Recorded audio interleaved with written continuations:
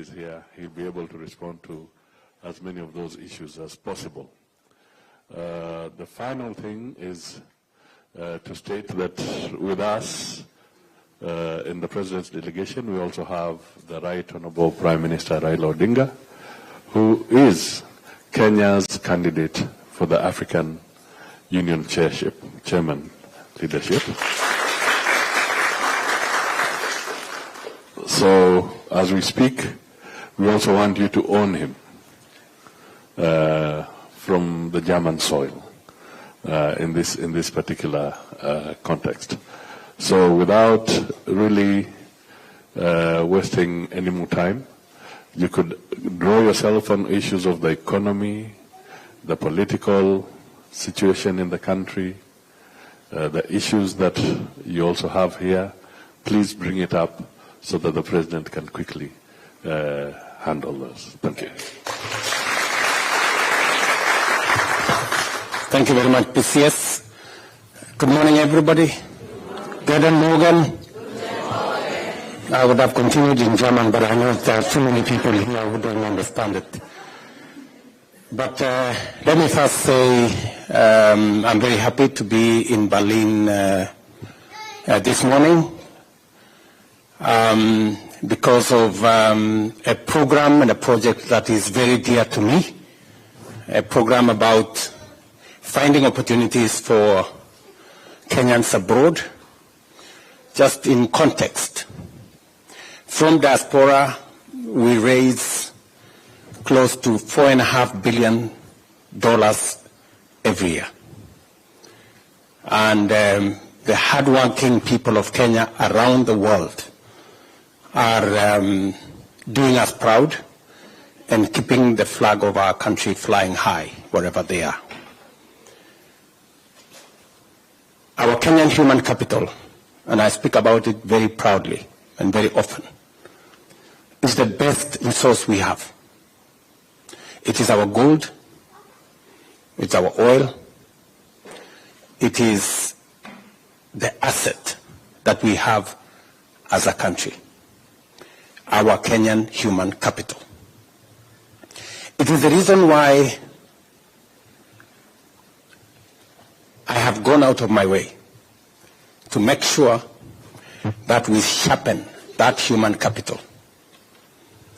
It is the reason why we have hired 56,000 teachers in the last 2 years, the highest in the history of Kenya, because we want to give every Kenyan child a chance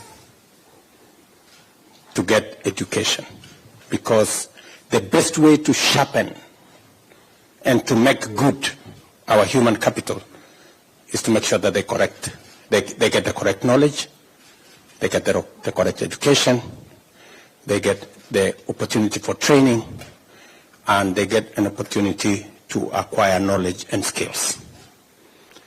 It is the reason we have expanded money going to our TVETs and money going to our universities. It is the reason why we are having a very big conversation in Kenya on higher education funding, university funding, because I consider the opportunity for Kenyans to get education, knowledge, and training a very important opportunity. And because knowledge and training and education is important to us, I said earlier this morning that we spend about $5 billion every year in the education of our citizens. It is the reason why we increased by about 120 billion shillings, almost $900 million, our education budget. And because we are developing our human capital, and I'm saying this in the context of why I came for this Citizens Festival, against the background of us signing the comprehensive immigration and mobility, labor mobility partnership agreement. It is because we must keep our focus on using the best asset that we have, our human capital, to drive our progress and to drive our economy. It is the reason why among the things that are important to us as a nation today is how do we create opportunities for the millions of young people who come out of college, who come out of school, who come out of our universities to get jobs. And I will give you 5 interventions that we are working with. Amongst them, the one we're going to have a conversation about here. It is the reason why we have, for example, starting with our housing program. Our housing program today creates 160,000 jobs. 160,000 Kenyans who are not working 2 years ago, they are working today in our housing plan. Real people. I went to inspect the housing program, I think it was on Monday, in Kibra. And it's amazing the number of people, the number of young people. And when I talked to some of them, they were telling me that because we've worked here for a year, we want the recognition of prior learning. We've acquired skills here. How do we get papers so that when we move to the next project, we are not being hired as casuals, we are being hired as skilled labor because we have acquired skills. It is the reason why we are working with UNIDO and others, working on our county aggregation industrial parks. It is the reason why we have new 5 special economic zones and export processing zones that will tap into creating opportunities for employment, for export of textiles, of agro-processed goods, and we are looking at opportunities on how to expand jobs in that space. It is the reason why, number 3, under our digital superhighway program, we are expanding our digital hubs. Majority of our Tibets today have a digital hub. We have close to 140,000 young people in our Tibets today who are working online. I was very, very impressed when I went to one of our Tibets, and I was telling the German Chancellor yesterday, when I went to one of our Tibets, and I found a young man there called Brian, and he said, Mr. President, I am working for an AI company in Germany. And this is Brian, who has not even been to Nairobi. He even doesn't have a passport. But he's working for an AI company, and we are yet even to pass AI regulations in our parliament. But he's already way ahead, you know? He's already way ahead. The conversation we were having this week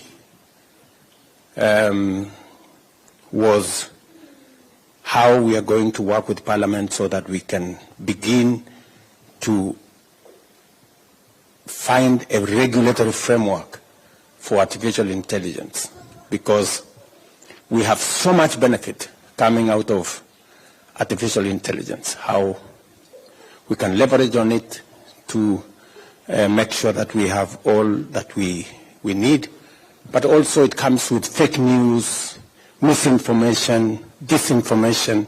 How do we manage that? Because it undermines, the benefits of technology.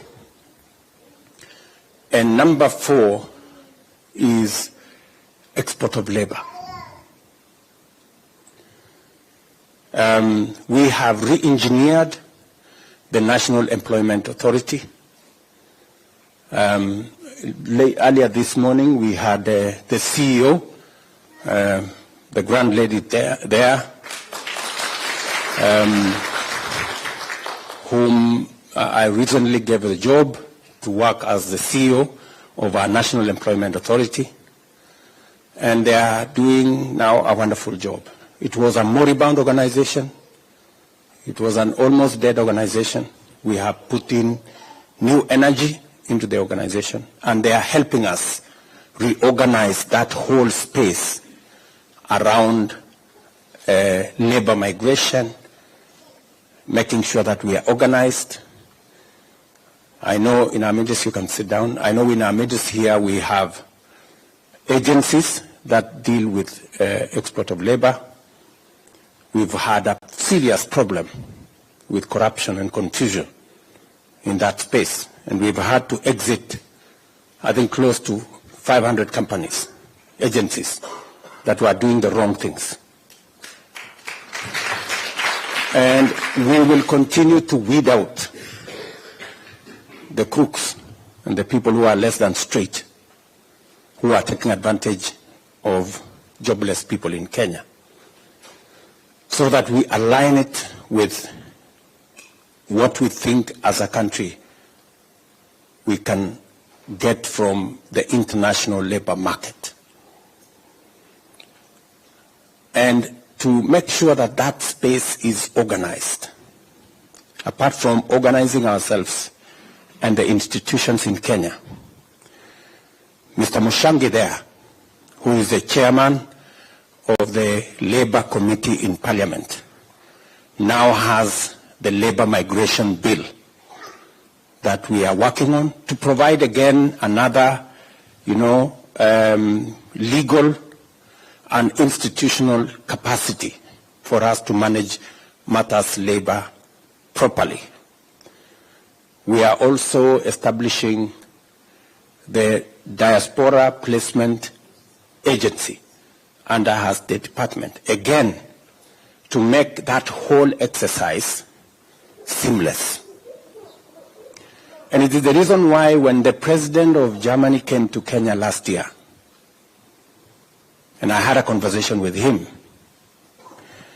and in having a one-on-one with him, he told me, Mr. President, we have a labor crisis in Germany. We need close to between 250 and 300,000 people, skilled laborers, semi-skilled labor in Germany. And it's because of that conversation that we started this endeavor. I called the ministry, I detailed Rosalind here, and we've gone through the motions back and forth. How many you've come to Germany how many times? So many. Yes? Yeah. So there's been a back and forth between our teams, and yesterday became the climax when we could actually sign off this comprehensive migration and labor mobility partnership that will provide, and this is just for Germany. We are negotiating for another maybe almost 19 countries on how we want to make sure that there's a formal way that Kenyans can work, so that we can also protect Kenyans who come and work here. There must be a framework where we make sure that nobody takes advantage of them.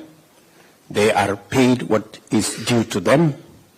They are treated in the manner in which they should be, because in the absence of an agreement, it becomes difficult to enforce. So that agreement will give us the opportunity to enforce the requirements of the law in this country, as we also jointly do it in Kenya. It will also give us the opportunity to make sure that there are no abuses of Kenyans and nobody takes advantage of our country. And as I said earlier, it is my belief that as we train, as we give exposure to more Kenyans to work in manufacturing entities here, in factories here, in different sectors here. I remember yesterday in the press conference, I told Chancellor Scholz that we are giving you our labor now, but in a few years, I am sure that your industries will be moving to Kenya. And I am asking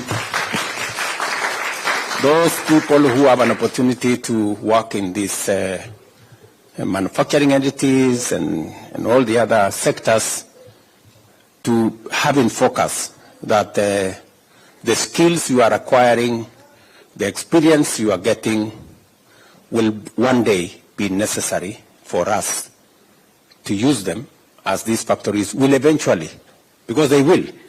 Eventually, these factories, it will not make business sense for them to be here. It will make business sense for them to be in Kenya. Because, so we are providing the connection that will finally get us moving. We will be having a conversation with the manufacturing entities later this year. We have the Business Summit, German-Africa Business Summit in Nairobi in December, where again we will be discussing collaboration between the business entities in Germany and the business entities in Kenya, connecting the chambers of commerce between our two countries. I know we have the representative of the Chamber of Commerce right in our midst here, and looking at what opportunities we can explore together. So it is in this context that I am today in this great city of Berlin. Of course, aside from the fact that I also got an opportunity after President Steinmeier put a call to me early this year. I remember it was in the afternoon. And he asked me, Mr. President, we want Kenya to be the first country outside Europe to be the profile country in our Citizens Festival. It was a great recognition for our country. And I said, okay, it's an opportunity for us to come and showcase Kenya, showcase our talent, showcase our culture, showcase our music, showcase our creative economy. And I'm very happy with the collaboration and what I saw yesterday. It is a moment for us to celebrate as a country. It is one thing I'm very proud of, that we have managed to build a very positive profile globally for Kenya. And today, many people in the world see Kenya from a different point of view. So to you guys who are in Germany, you are our best ambassadors. They say East-West, home is best. And when actually the question came in the press conference yesterday, and there was this perception that, oh, maybe the Kenyans who will come to Germany, they will refuse to go back to Kenya.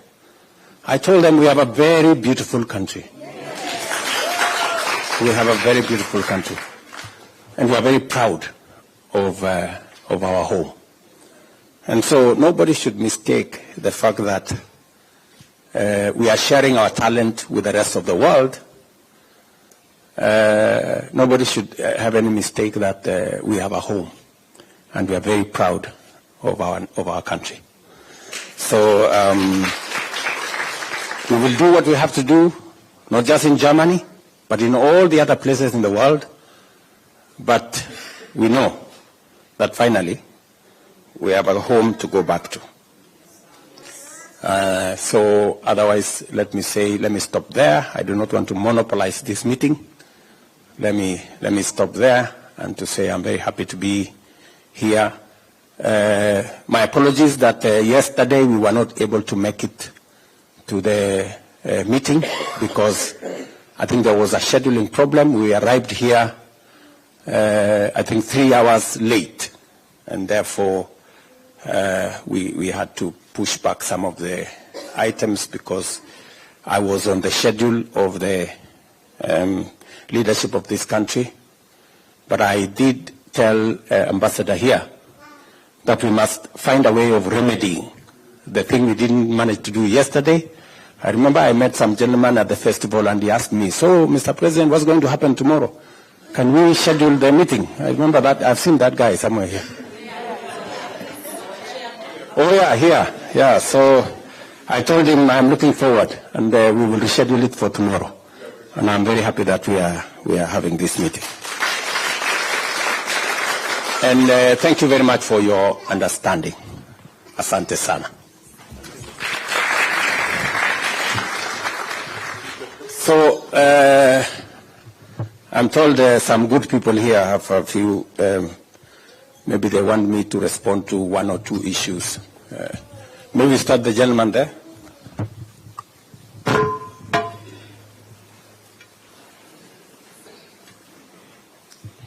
Or maybe before I do that, just out of respect, maybe I can ask former Prime Minister who is a beneficiary of education in this country to just make some few comments. This is an ambush. Oh, guten Morgen. Wie geht's euch? Good. Thank you very much. You know, I live in this country as a young person. I studied here, therefore I understand German culture and city very well. I know Witze, Deutsche Witze. So, but I'm coming here basically because you know that I'm running for the chairmanship of African Union. And that's why our trip here has coincided. But then I was also very happy to have an opportunity to see so many young people here living in Deutschland.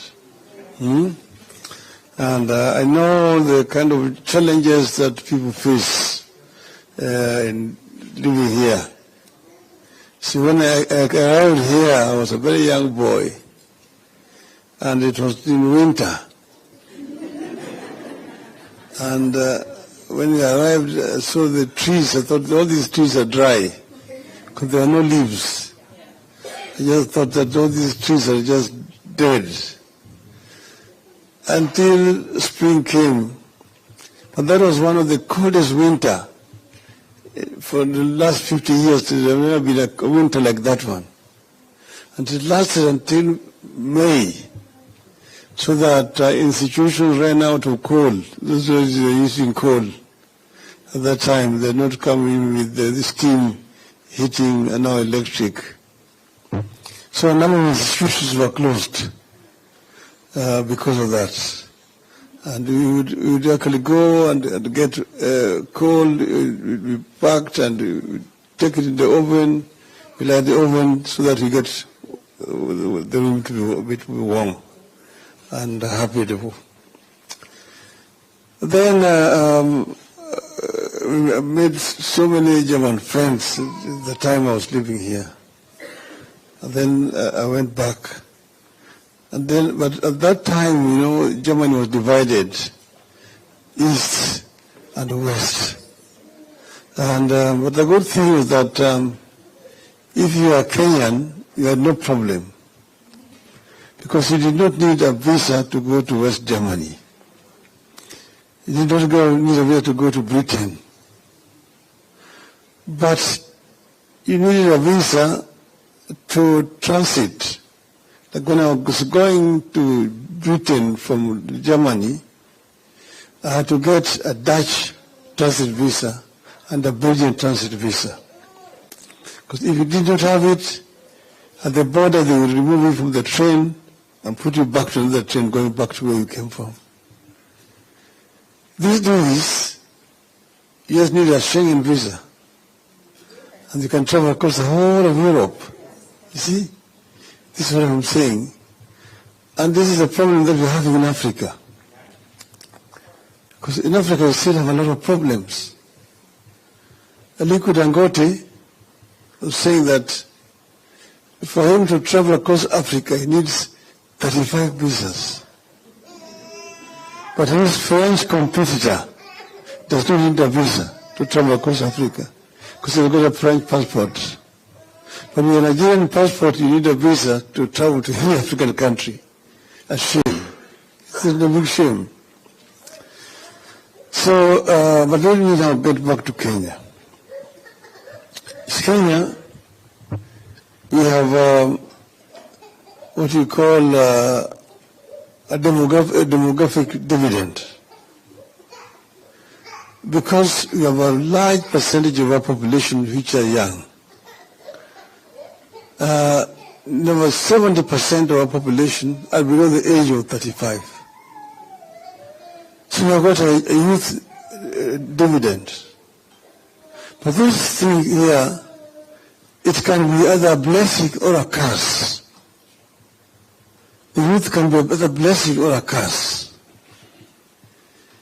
If you don't empower them through opportunities for education to acquire skills, they become basically failures.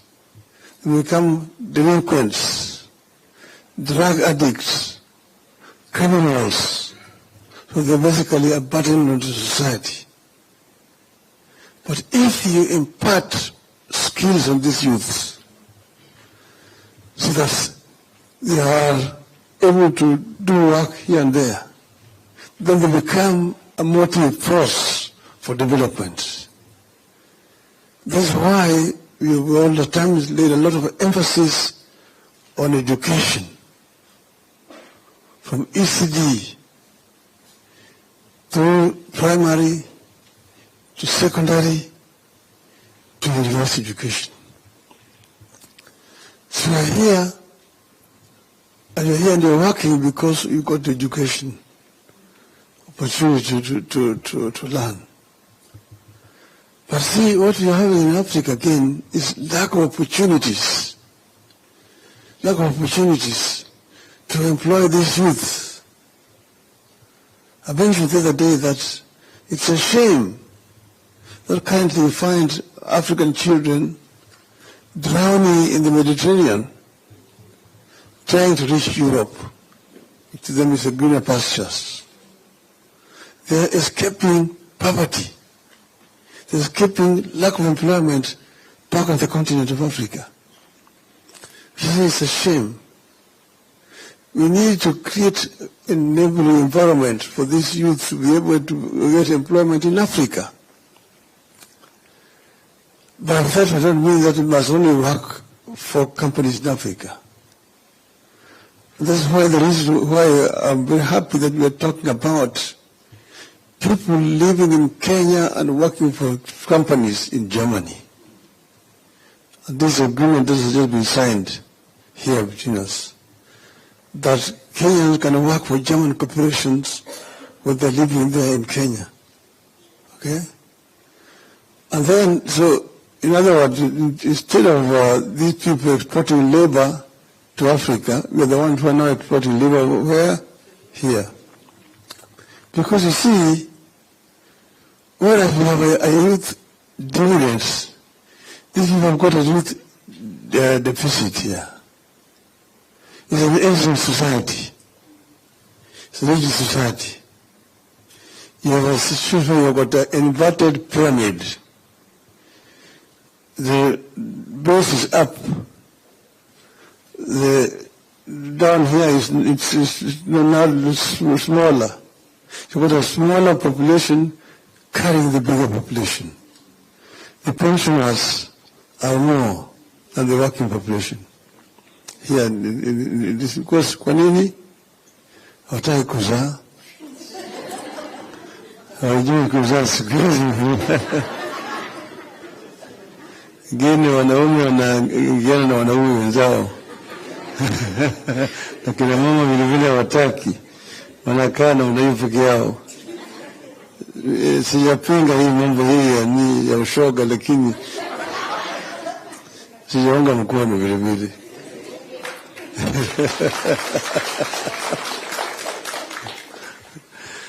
So now, what I'm saying is that there are opportunities for our people. And that's why I'm so happy that the government has signed an agreement here with the government of Germany, so that our people who are living here can live and work here properly without exploitation. This is very, very important, because this is an agreement that is signed between this government and many other governments in Europe. In fact, EU has got regulations about mobility of labor and how this, those people migrating from one country to another country are to be treated. So this is what we want also to happen to our people, our Kenyan people, so that Kenyans who live out here feel protected and they cannot be exploited by anybody. So I'm going to the AU if I'm like to be employed, to go and work for Africa, to ensure that we can be able to create an environment for Africa to grow. First, we want to promote inter-African trade, because Africans are spending too much time looking for a market for their goods, and they're being sometimes offered very unequal terms. But yet there's a market in Africa that they can use to market those goods. Second, we don't want Africa to remain just a supplier of raw materials for the industrial West. We want to have value addition taking place within Africa itself, so that we can create employment for our people in Africa. Africa is the richest continent in the planet Earth in terms of raw materials. All the industrial raw materials that are being used in these countries, most of them come from Africa. Africa was the origin of iron and steel manufacturing. The first mankind to use iron tools was in Africa. Africa made iron before the Europeans. The Europeans are still in the Stone Age. Africans were already using iron at that time. So Africa can actually claim its position on the planet Earth. It's a paradox that the richest in resources is also the poorest in terms of living conditions of its people. So we must change this. So inter-African trade. Then the other one is the issue of climate change. Climate change is a major challenge. You can see how the Africans living now between drought and floods. That's how we live now in Kenya. Mafuriko, pande nyingine, ukame, na njaa yote inakuja na hiyo yao yote. Lakini Africa itself is not the offender. The offense is coming from here. You guys are fortunate to have come here when now they're cleaning the environment a little. When I used to live here in Europe, in Germany, if you wash your clothes and hang it there in the window, it's a white cloth, tomorrow it will be brown. Because the air was all polluted with industrial waste. This place, they were all burning, coal and diesel and so on and so forth. So the people who have actually polluted the environment are here. But Africa is a victim. And Africa therefore needs to get proper compensation for what it's doing. Because we are also have one of the biggest carbon sinks in the world that helps remove carbon from the environment. That is another issue that we want to deal with when we go there. The issues of health, the issues of security, the issues of education, and so on and so forth. So this is why I say that let me take leave for a while from Kenyan politics, ili nifanye siasa huko Afrika.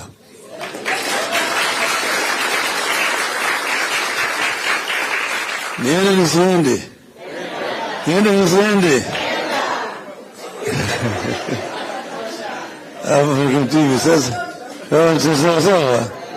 Okay. Now let me finish by, when I was down here, we used to as students, we used to meet. Sometimes we used to go around and celebrate and so on and so forth. Okay? And sometimes we used to sing. Okay? Shall I sing? Yes. The Germans, when they went to Hawaii, is very far. And they went there, they found that Hawaii was too hot. And too hot. The Germans like their beer. Is that not true? Then when they went there, they found there was no beer in Hawaii. So they said, no, I will never go back to Hawaii. This is too hot. Okay? So it goes like this. Es gibt kein Bier auf Hawaii, es gibt kein Bier. Du fahre ich nicht nach Hawaii, du bleibe ich hier. Es ist so heiß auf Hawaii, kein cooler Fleck. Und Hula, Hula, Hula, Hula, Gäsches gibt es nicht. Wenn es so weitergeht, bis morgen früh, sind wir in Alkohol bis an die Knie. Wir machen das bis morgen früh und singen Pum, Swalala, Pum, Swalala, Pum, Swalala, Pum, Swalala.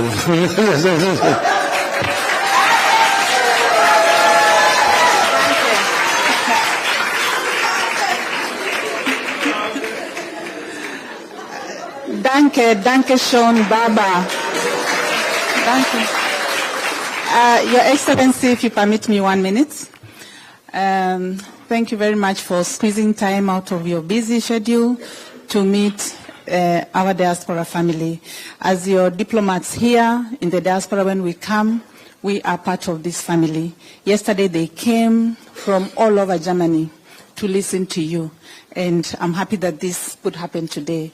They are here from Bonn, Stuttgart, Mainz, Frankfurt, Bremen, all the cities, Bayern. They are from all over Germany. Thank you very much, Cologne. And we are very happy that we could have this moment. And they are also from various professions, making a contribution to the German economy and to the Kenyan economy. So thank you very much, and let's continue in this spirit. We work with them together. They received me very well.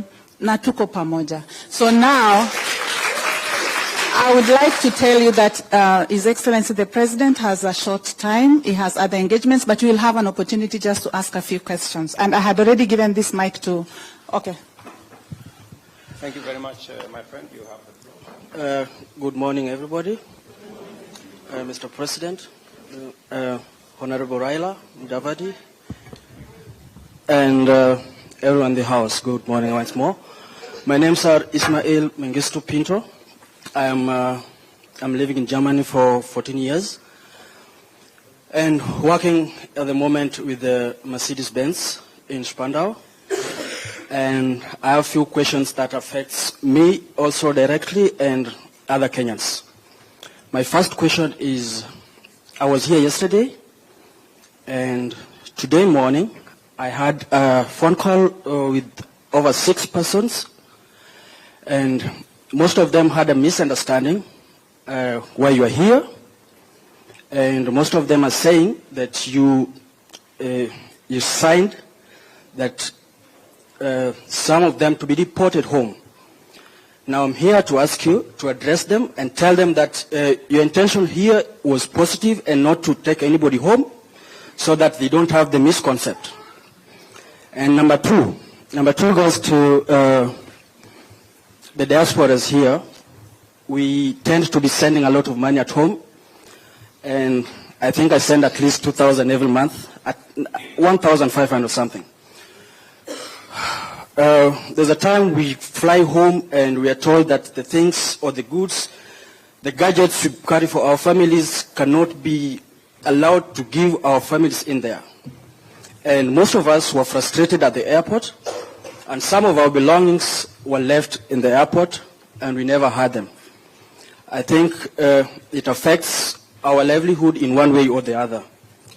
My last question, I'm a businessman, also in Kenya, and it wasn't easy to do business in Kenya because there are some parts of the government that comes to the shops and collects some money and find different problems which are not worth being the workers to be taken for to the cell.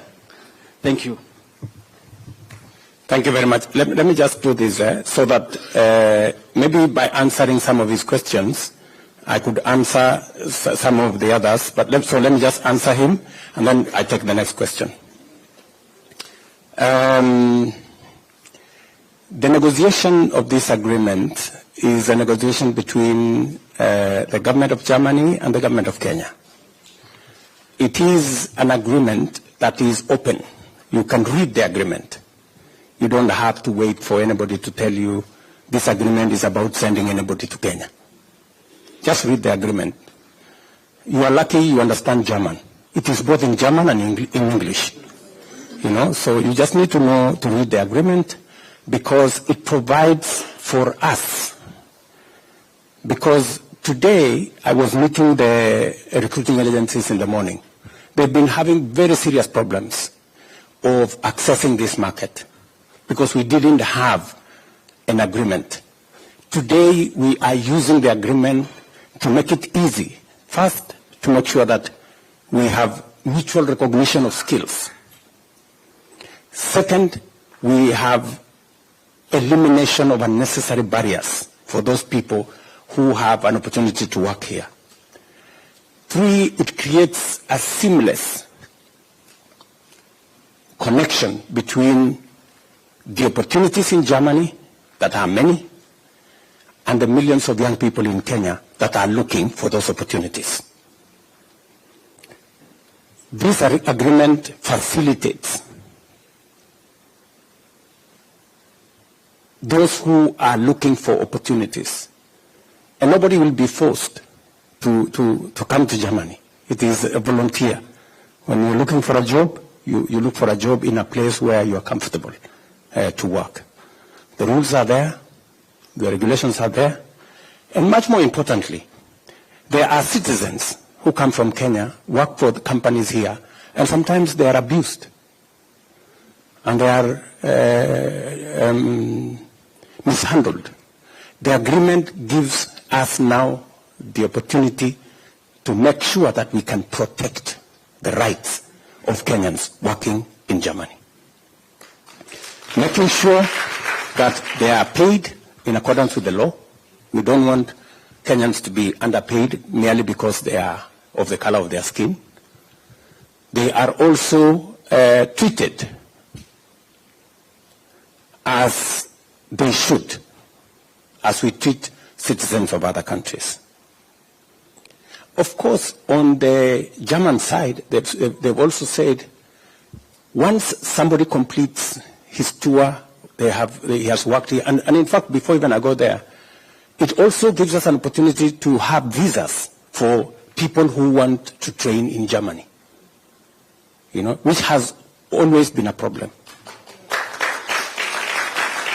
And secondly, it also gives us an opportunity to, even when you have trained, it now gives you an opportunity for you to have industrial attachment. Visa for you to stay here to do industrial attachment. I hope Rosalind, that's correct, yeah? To make sure that you have an opportunity for industrial attachment. And then it also gives you an opportunity once you have a company that now wants to hire you. it also makes sure that you have the legal framework for you to work here with proper documentation. So that is the reason why we signed this agreement. And it is because we have millions of citizens in Kenya that can benefit from hundreds of thousands of job opportunities in Germany. It is also what we are doing with other countries. We are currently negotiating with the US. We are negotiating with Austria. We are negotiating with another 19 countries on how the single most important asset we have, our human capital, we can use it to drive our economy. As you've heard and you've said yourself, our diaspora, Kenyans working abroad, like you, Bwana Ismail, you are contributing to the economy of our country. We have $4 billion of remittance from diaspora workers like yourselves, and it is making a difference in Kenya. It is my intention to take that to $10 billion, hopefully in the next 5 years. Yes, it is possible. It's doable. So that we can use it to drive our economy. You have said that there was, just hold on. You've said that there was a problem at the airport on gadgets and stuff like that. I think there was a problem. It was flagged out, and that problem was dealt with. So that we have a look at. We also need to be careful. If you're taking stuff to your family, it has to be clearly to your family. But you can't have 20 iPhones. I mean, honestly, because no. But you see, we really must, as Kenyans, we must also be responsible. You know, let's be honest.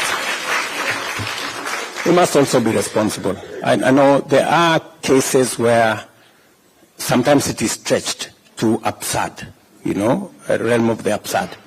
And if you want to do business, it's good to do business. And it's good to say, okay, I'm doing this business.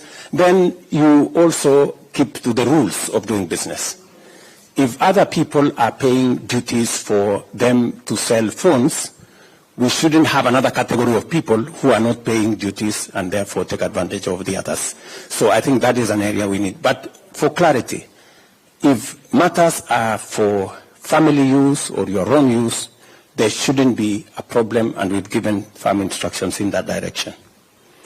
And then finally, you asked me about the last question. My last question was, I own a wine and spirit shop. Yes. And every week there's either a police or a county council or somebody from the government Correct. coming to arrest the ladies that works in the shop in the name Of this license or that license. yeah, Yep. but the license is there. So I get what you're saying. So we have been working with the counties. You know, finally, we now have a working, devolved system of government. And we are encouraging county governments to look at businesses as the engines of growth in their areas, and that they shouldn't be harassing business people. We are also working with counties as a national government to assist them to harmonize the licensing regime. Some of the counties are now looking at how can they have one business permit so that you don't have to be licensed by 10 people. You don't need NEMA, and then you have this poisons board, and then you have the other one. And progressively, we also want to leverage on technology. That you see, it is easier if things are done using technology, so that somebody doesn't have to come to your shop. They just need to go and find out, this is business X, Y, and Z. Do they have the requisite permits? Are they compliant? And that should stop there. But it is work in progress. Okay. Sure. Let me take a lady now. Yes, madam. Here. Oh, yeah. There's already one with a mic. Yes, Your Excellency, it's a pleasure and an honor to have this opportunity. My name is Natalie Schrogel. I work for a management consultancy. Natalie, yes. Natalie, yes. I work in the management consultancy sector, sitting at the intersection of digitization and systems leadership.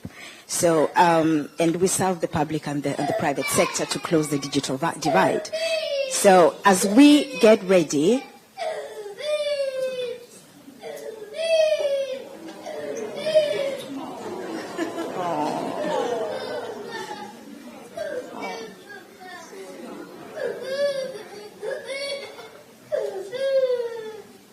okay. So we're working to systems leadership, digitization to close the digital divide.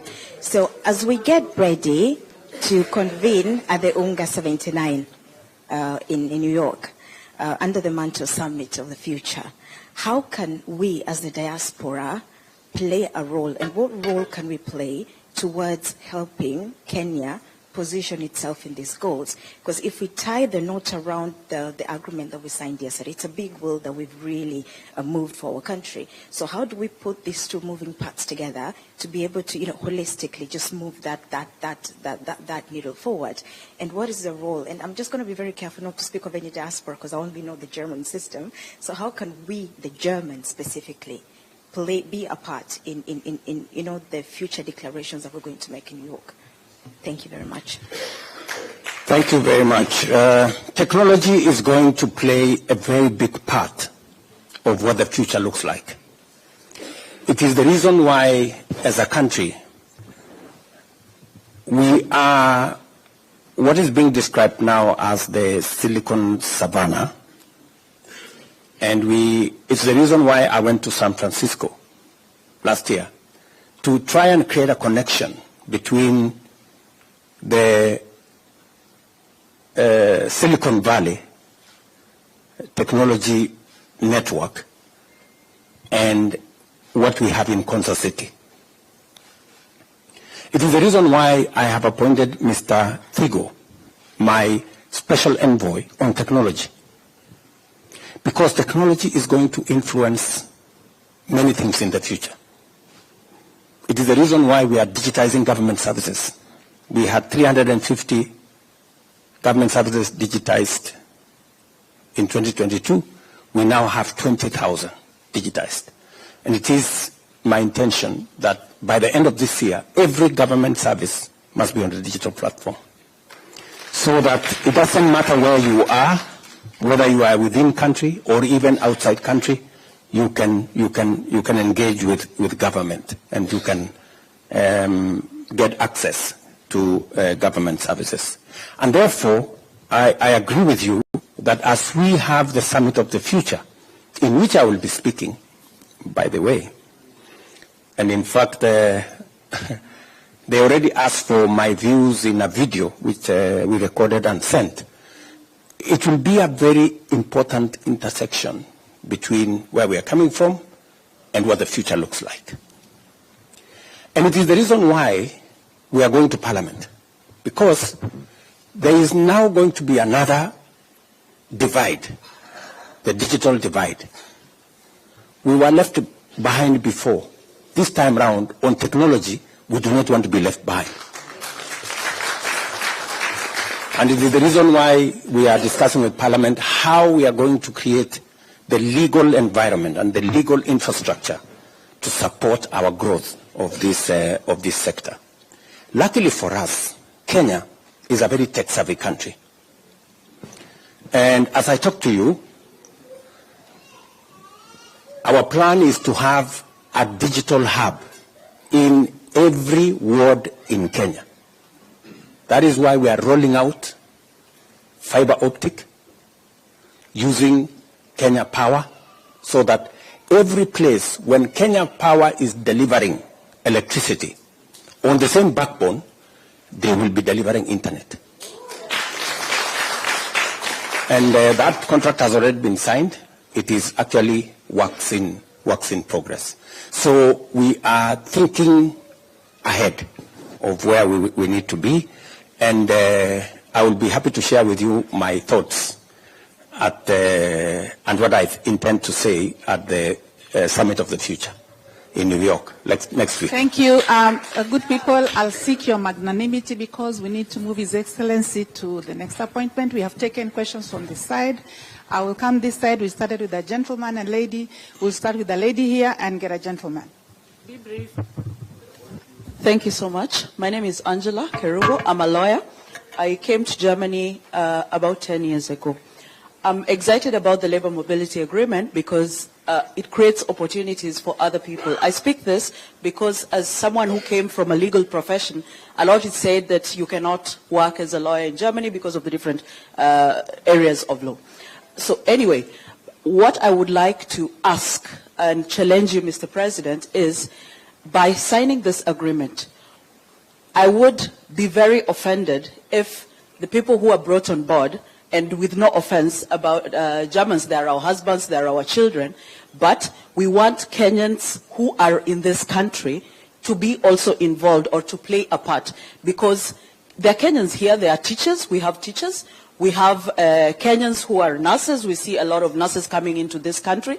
These are the people who will provide the expertise because there is also the cultural aspect. We understand the cultural issues because we have a lot of Kenyans who come to this country, end up being depressed, and mostly men suffer mentally coming to this country because they don't understand the culture of this country. So it would be very important for diasporans who are here to help on board or to play a part in this labor agreement. The second part is we also have Kenyans here. I will take this opportunity to mention, for example, I've seen him, I wanted to mention him, Mr. Mutunge has a very good program, and this program is he's training aircraft engineers in Kenya. And to train these aircraft engineers in Kenya, he needs things like aircraft.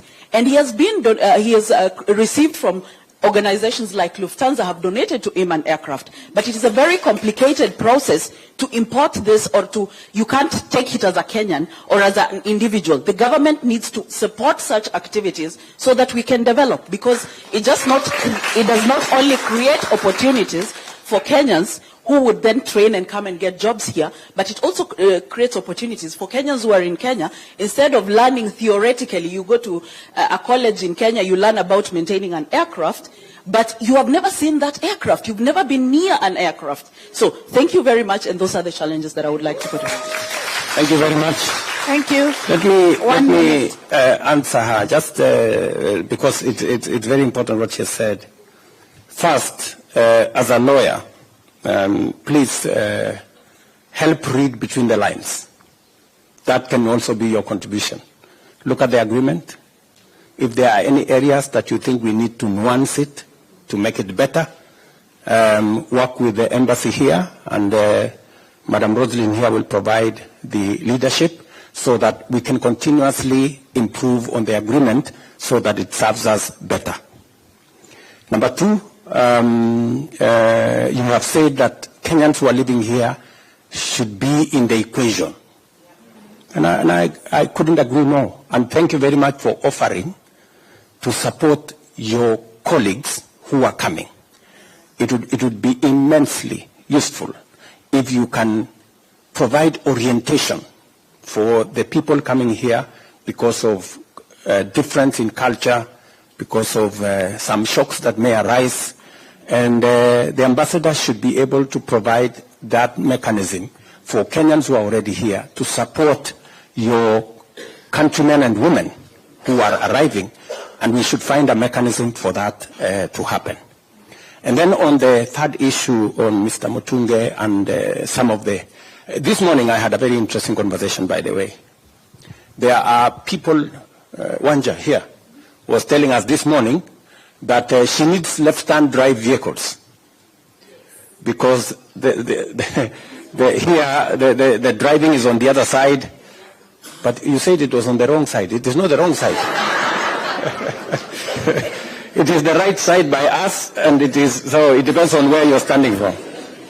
So anyway, so we need that, some of the equipment to facilitate the training, to make sure that our labor is fit for working in Germany.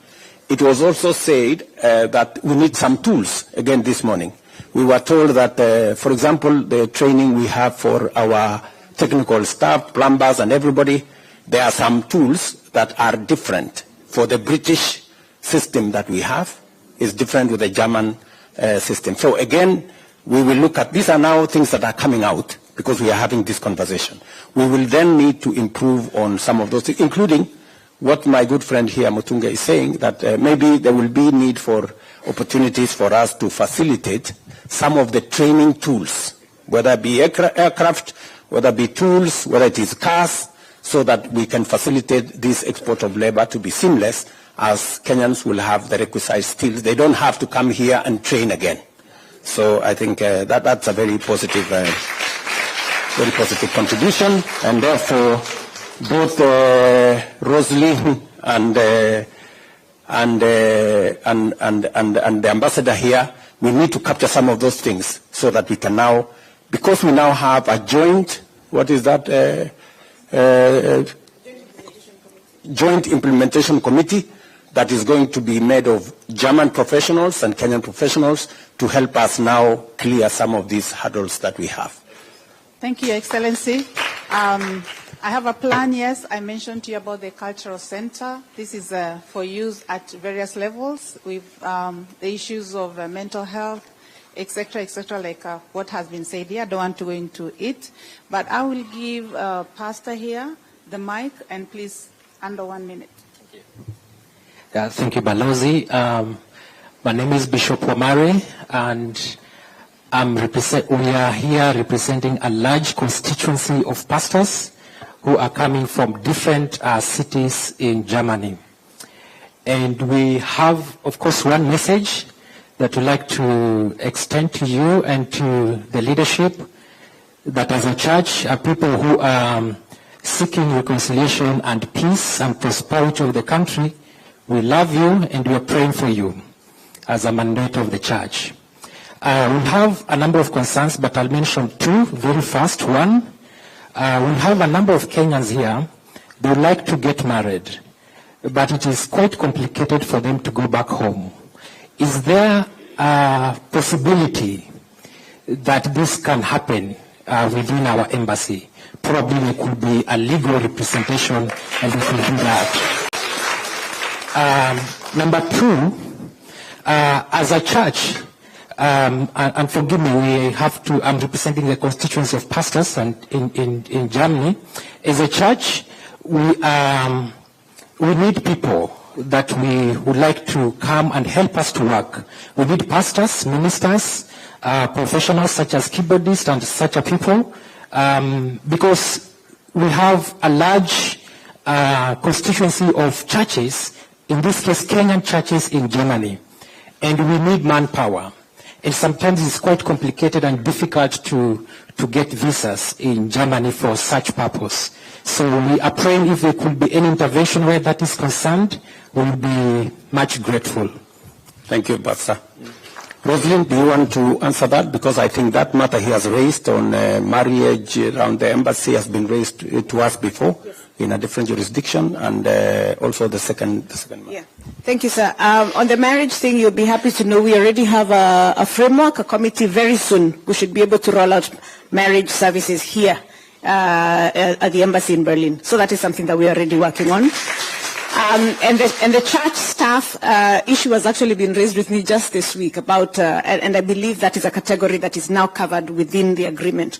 So church workers, ministers, and so on should be able to immigrate under the agreement that we have just signed. Thank you. Thank you. Thank you very much. Maybe I'll take two. There is a young man there with a good hairstyle. Let's talk to him. And then one of the ladies here with a very nice dress. Thank you so much, Mr. President. My name is Benson Kuria. As you can see, I'm a youth. I'm a beneficiary of the voluntary service. I came through Sally Klauswald. She's one of the Kenyans who are sensitizing Kenyans online on ways to migrate to Germany, physically, not online. And I came here, I did my FSJ, and now I'm doing my Ausbildung. But Mr. President, I would say we are going through a lot of challenges as youth. I hope we have some youth here. Coming here, it's difficult. As you said, you are having partnership with the German government, but the academic credentials, as you said, Mr. President, they are very different than our school system.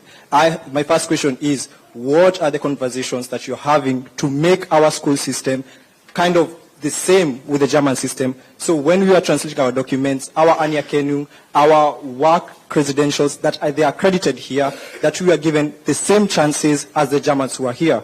Because we are starting from scratch. As they said, we are going through a lot of stress as men. We've studied back in Kenya, we have our degrees, you come here, you're told you have to start again. And on my second question, I will say thank you so much, Mr. President. As you said, you are weeding out some of the problems that have been there.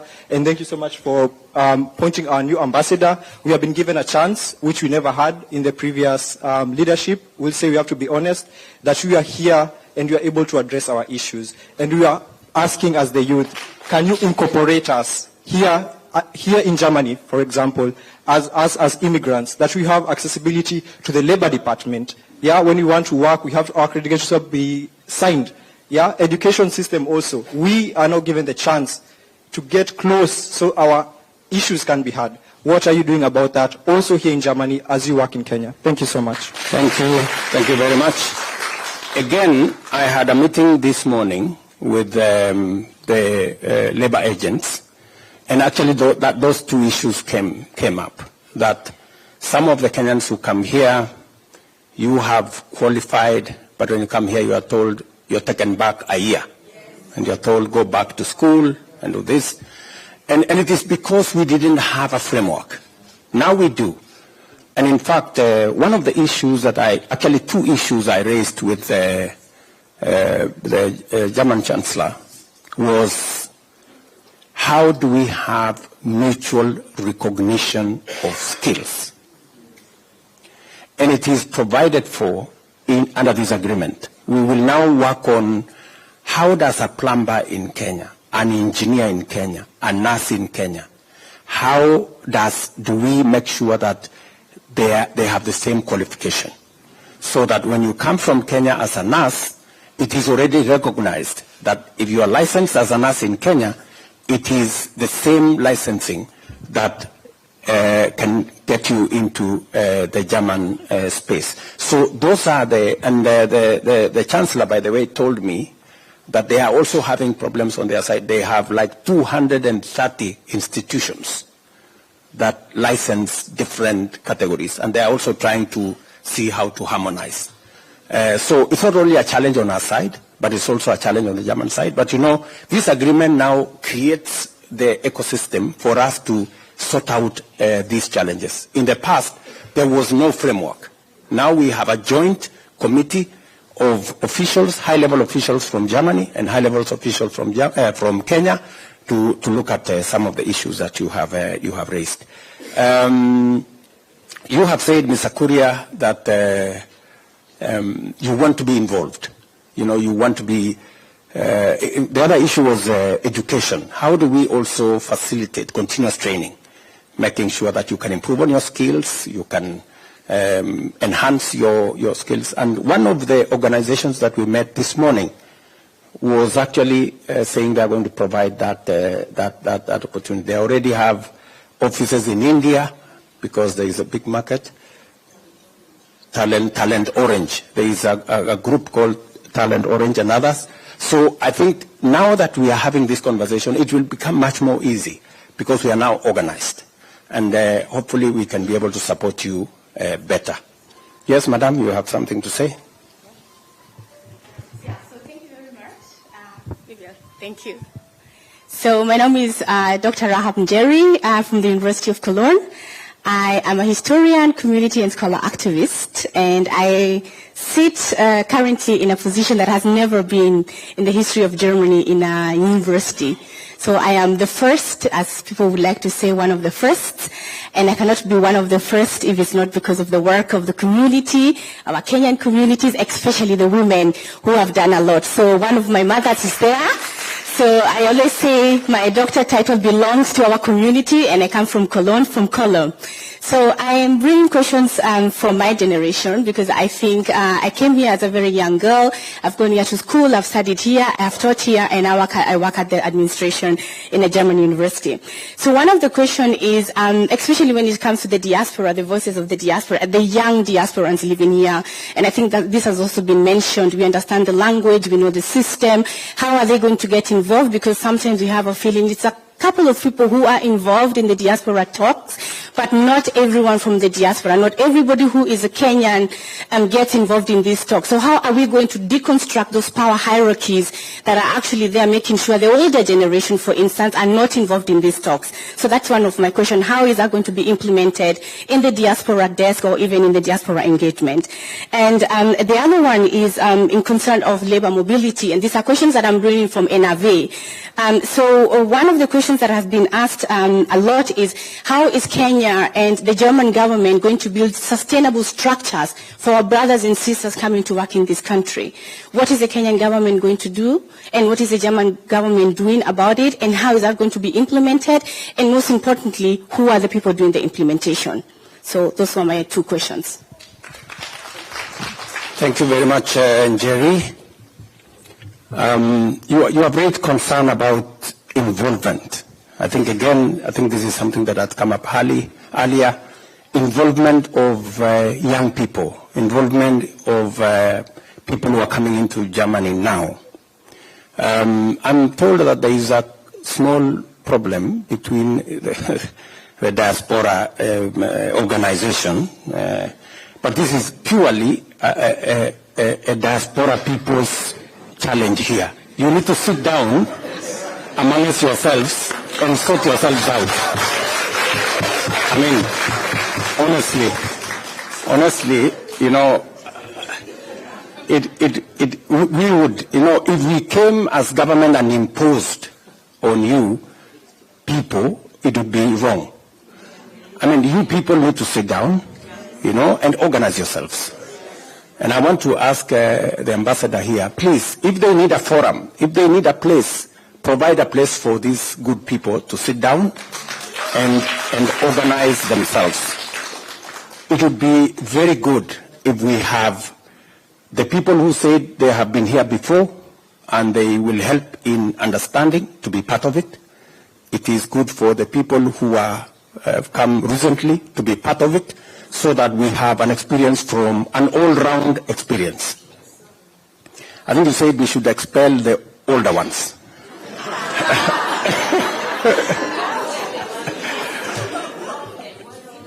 So, as we involve the younger, we should also keep the older ones there, so that we have a buffet of ideas and experiences. And so I would really encourage you and Jerry and all the other good people here, please, you know, help us organize yourselves.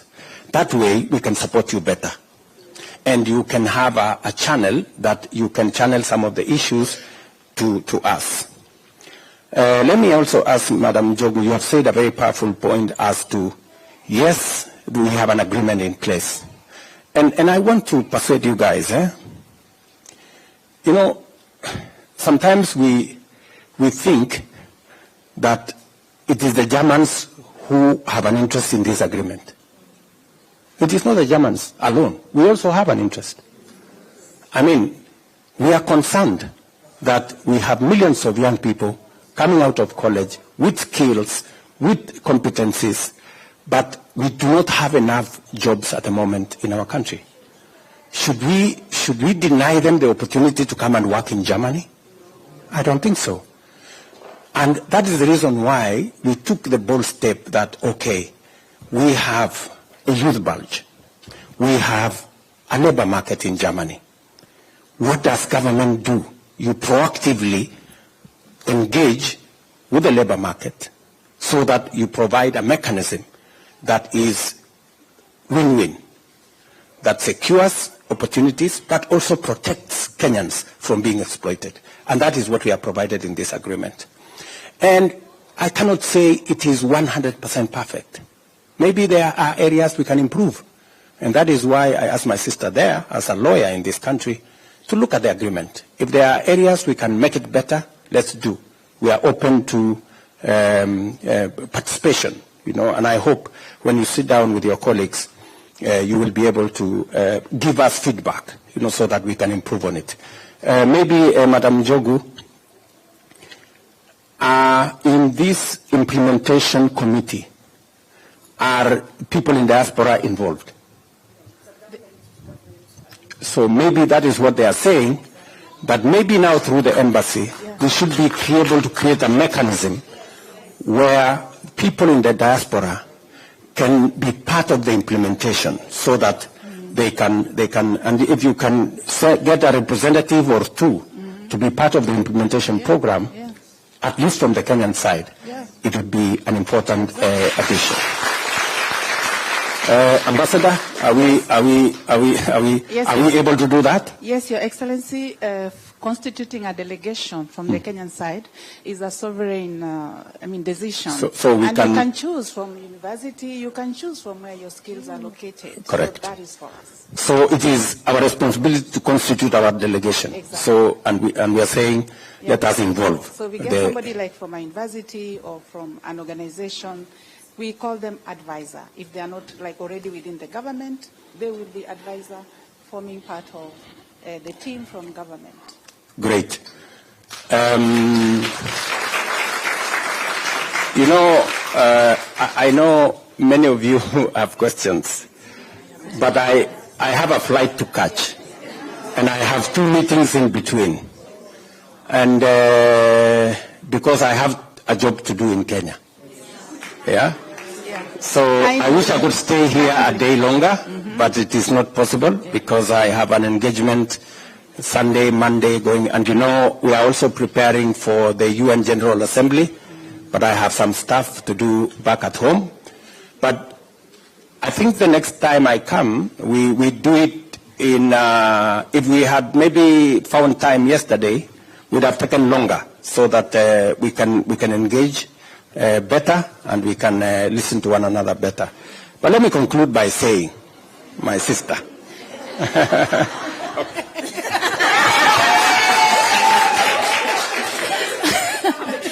Thank you. Asante sana, Your Excellency. Protocol observed. Kwanza kabisa nataka congratulate Ms. Roslyn Njogu. I just want to say, after us getting that office, the Diaspora State Department of Diaspora Affairs, you guys understand your homework. Thank you very much to that. And to the recruiters who are here, hata sijasema jina, nitasema baadaye. Recruiters who are here, when you're sending our brothers and sisters from home, please, the political climate right now is very harsh. Zungumza na sisi hapa diasporans. Tuwaeleze where you can send people. There are areas that ingozi yetu haiwezi kanyaga. But we have our brothers and sisters working in these areas. Let us work on that. That is something that really has to be looked into. And also I want to commend our Deputy Balozi.